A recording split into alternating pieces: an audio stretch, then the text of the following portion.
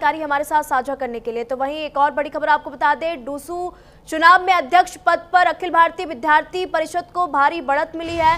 उपाध्यक्ष पद पर एनएसयूआई के कैंडिडेट को भारी बढ़त मिली है।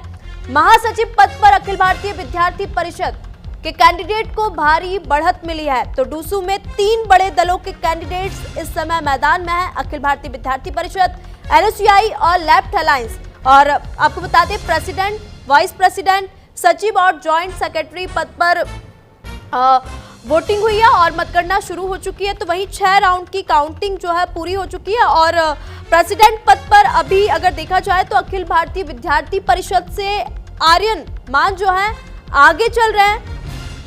और क्योंकि अगर बात करें डूसू की, तो डूसू में हरियाणा का दबदबा हमेशा से देखने को मिला है।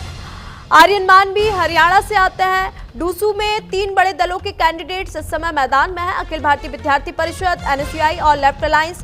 प्रेसिडेंट, वाइस प्रेसिडेंट, सचिव और जॉइंट सेक्रेटरी के पद पर ये वोटिंग हुई है और काउंटिंग शुरू हो चुकी है। तो वहीं आपको बता दें 6 राउंड की काउंटिंग पूरी हो चुकी है।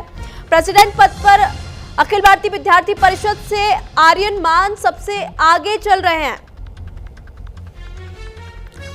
तो डूसू में 3 बड़े दलों के कैंडिडेट्स इस समय मैदान में, अखिल भारतीय विद्यार्थी परिषद, एनएसयूआई। तो दिल्ली विश्वविद्यालय छात्र संघ चुनाव पर डूसू चुनाव में अखिल भारतीय विद्यार्थी परिषद को बम्पर बढ़त मिल रही है। अध्यक्ष समेत 3 पदों पर अखिल भारतीय विद्यार्थी परिषद आगे है भारी बढ़त के साथ। डूसू के उपाध्यक्ष पद पर अगर देख ले तो एनएसयूआई को भारी बढ़त मिल रही है। तो डूसू चुनाव में अखिल भारतीय विद्यार्थी परिषद सबसे आगे है। अधिक जानकारी के लिए हमारे साथ आंचल यादव जुड़ चुकी है। आंचल से हम और अधिक जानकारी ले लेंगे। आंचल, डूसू की जो काउंटिंग है शुरू हो चुकी है, 6 राउंड की काउंटिंग पूरी हो चुकी है और प्रेसिडेंट पद की अगर बात कर ले तो आर्यन मान इस समय आगे चल रहे हैं, जो कि अखिल भारतीय विद्यार्थी परिषद के कैंडिडेट हैं।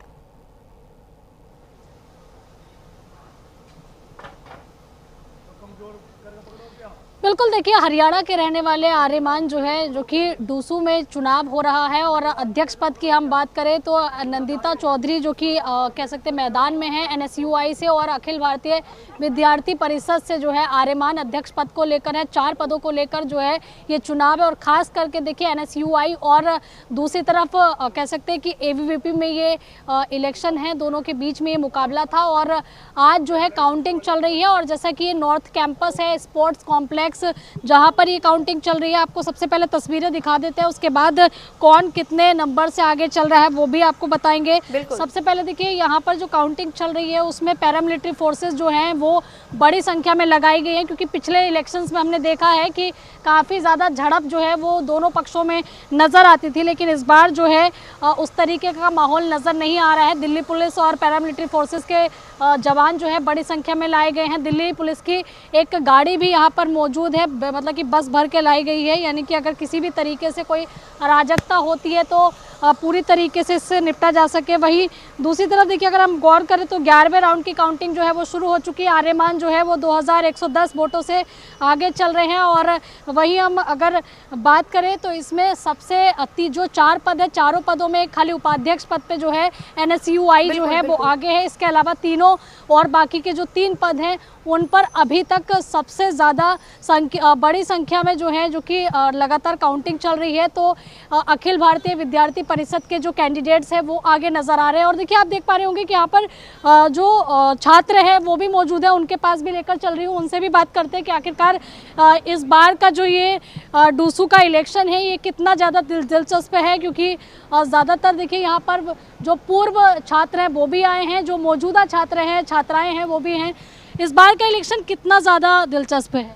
हाँ, इस बार एबीवीपी हम देख रहे हैं कि अभी 3-1 से आगे चल रही है, पर हम उम्मीद करते हैं अभी 10 राउंड रहते हैं, अभी तो आधी ही काउंटिंग हुई है, तो देखते हैं आगे क्या होता है। हम उम्मीद कर रहे हैं कि 4-0 से इस बार एबीवीपी जीतेगी।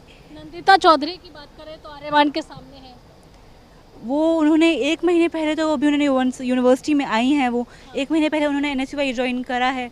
तो आप कैसे सोच सकते हैं कि जो छात्र 4 साल से एक्टिव है, 4 साल से छात्रों के बीच में है, उनकी मदद कर रहा है, उसके अगेंस्ट में 1 महीने पहले आई हुई छात्रा जीत जाएगी। लेकिन उपाध्यक्ष पद पे तो एनएसयूआई की बढ़त बनी हुई है। अभी देखते हैं, हो सकता है कहीं हमारे ड्रॉबैक्स हो सकते हैं कि हो सकता है कि राहुल झासला, पहले राहुल झासला भी एबीवीपी से ही थे। राहुल झासला ने हमारे साथ ही एबीवीपी में रह के ही काम करा है 4-5 साल। लास्ट में उनको लगा कि उनको टिकट नहीं मिल रही है लास्ट ईयर, तो उन्होंने आक्रोश में आके एनएसयूआई ज्वाइन कर लिया। वरना जो राहुल झासला अभी आगे चल रहे हैं वो भी एबीवीपी की देन ही है उन्हें एक तरह से, और उनकी भी ग्राउंड कनेक्टिविटी बेटर है। तो हम देखेंगे कि हमारे कहाँ ड्रॉबैक्स रहे, हम उनको एनालाइज करके उस पर काम करेंगे। एनएसयूआई के जो कह सकते समर्थक है वो नजर नहीं आ रहे हैं। अब हार का मुंह दिख रहा है तो वो अपना मुंह किसको दिखाएंगे, तो सभी अभी नहीं है। वैसे भी रिजल्ट आने में समय है, लगभग 3 बजे तक रिजल्ट्स आएंगे, तो इस वजह से हो सकता है। अभी तो भीड़ यहाँ पे काफ़ी कम है, अभी आने वाले टाइम में 1-2 घंटे में यहाँ पे आप लोगों से ज्यादा तो फोर्स नजर आ रही है। वही कह रहे हैं ना, फोर्स अलाउड नहीं है अभी यहाँ पे, एंट्री अलाउड नहीं है।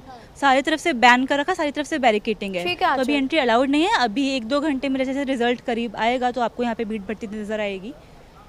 बिल्कुल, देखिए यहाँ कुछ और छात्र मौजूद है जो कि यहाँ कह सकते हैं कि समर्थन करने के लिए आए हैं। चलिए जल्दी से उनके पास चल के उनसे भी बात कर लेते हैं कि किसको सपोर्ट कर रहे हैं, किस तरीके का माहौल है। क्योंकि